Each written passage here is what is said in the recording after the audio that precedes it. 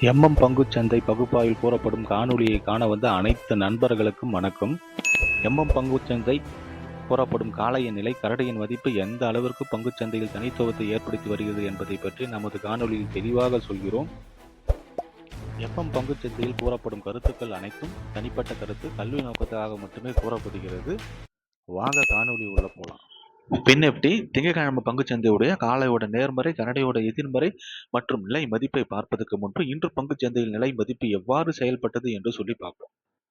புதன்கிழமை பங்குச்சந்தை முடிவில் நம்ம என்ன பேசியிருந்தோம்னா 27,538 நேர்மறைனும் 27,462 எதிர்மறைனும் பேசியிருந்தோம். இன்று பங்குச்சந்தையோட துவக்கம் 27,539.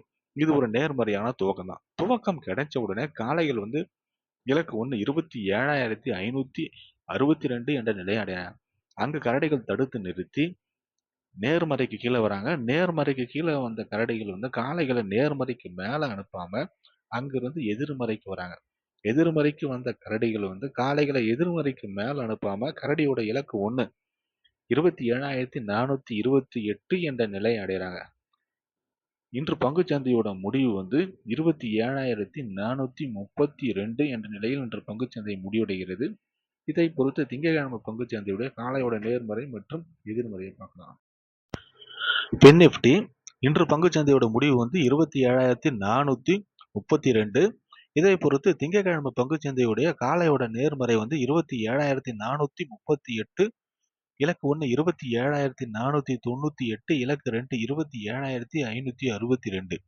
கரடியோட எதிர்மறை 27,362, இலக்கு 1 27,308, இலக்கு 2 27,238.